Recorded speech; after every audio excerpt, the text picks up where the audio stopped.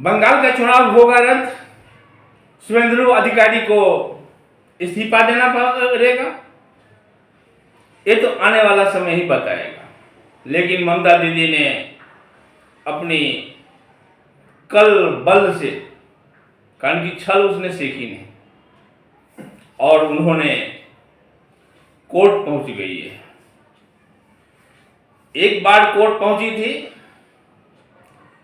एक मुख्यमंत्री ने कोर्ट के लिबास में सुप्रीम कोर्ट पहुंची थी और वहां पे जाके अपना तथ्य रखी थी। तथ्य पे वहां पे सीजीआई से उन्हें आश्वासन मिला था कि अगर ऐसा हुआ तो चुनाव रद्द होगा। अब फिर ममता दीदी ने हारने के बाद उन्होंने हार नहीं मानी और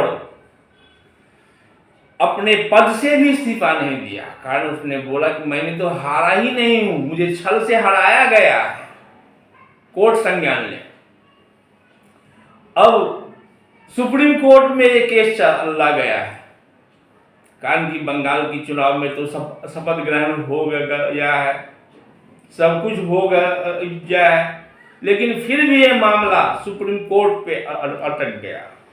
सुप्रीम कोर्ट ने बोल दिया है कि ये चुनाव जो है निष्पक्ष कराऊंगा, इसके विषय में हम जांच करूंगा। लेकिन अब जांच होगा कि नहीं होगा, ये तो आने वाली समय की बात है।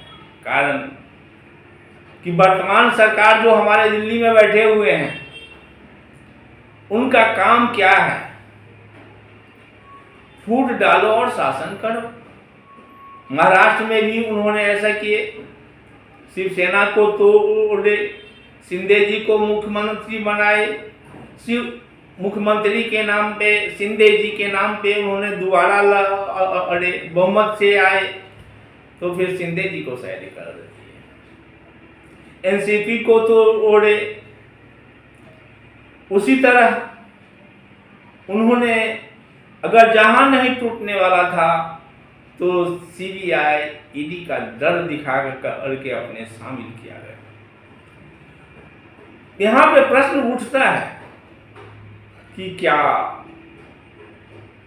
मोदी सरकार जो है वो भ्रष्टाचारियों की सरकार है? मैं नहीं कहता हूं, कारण जितने भ्रष्टाचारी को मोदी जी ने बताए हुए हैं, वही शुभेंदु अधिकारी के विषय में उन्होंने अपने यूट्यूब चैनल से, जहां पे कि 3 लाख से ज्यादा मिलियन व्यूअर है, वहां पे बोलते थे कि देखिए कैसे भ्रष्ट हैं, कैसे घूस लेते हैं। फिर उन्हीं को उन्होंने मुख्यमंत्री बना देते हैं, तो इससे क्या माना जाएगा? बिहार की हालत सुशासन बाबू के नाम पे लड़ा गया और बहुमत मिला और वहां पे सरकार बनाते मुख्यमंत्री के पद से उन्हें 2-3 महीने में निकाल दिया गया। कारण कि इनके पास छल बल कल से काम करते हैं। लेकिन जनता त्रस्त है, जनता जो है बहकाव में आकर के आ जाते हैं। लेकिन बंगाल में शुभेंदु अधिकारी ने जब अपने गुरु के आश्रम रविन्द्रनाथ टैगोर के वहां पहुंचे तो वहां पे उन्होंने जय श्री राम के उद्घोष को स्टॉप करवाए थे। ये भी आप लोग जानते हैं।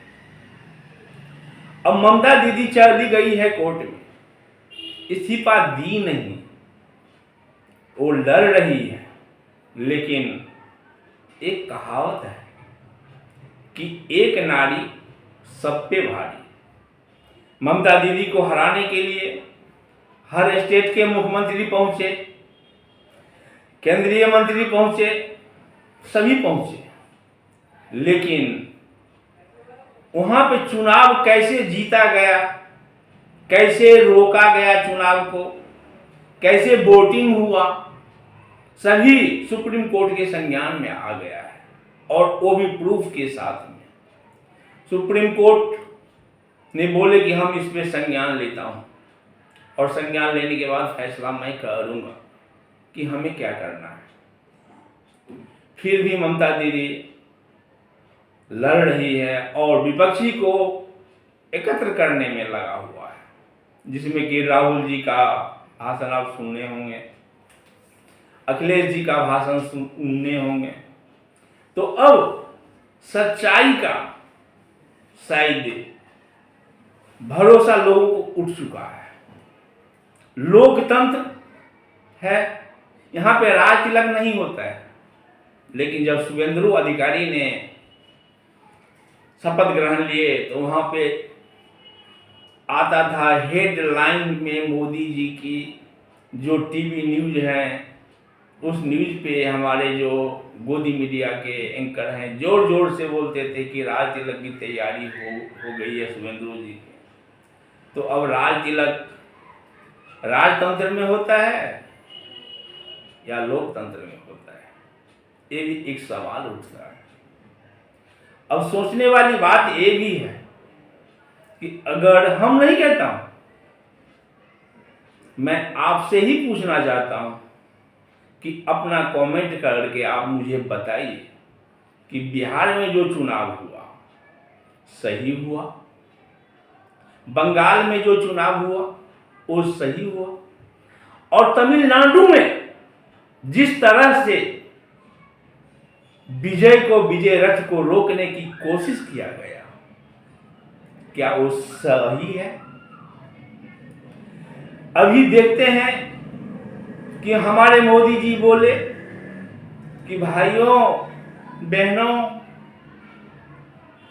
आप लोग सोना मत खरीदिए, विदेश मत जाइए।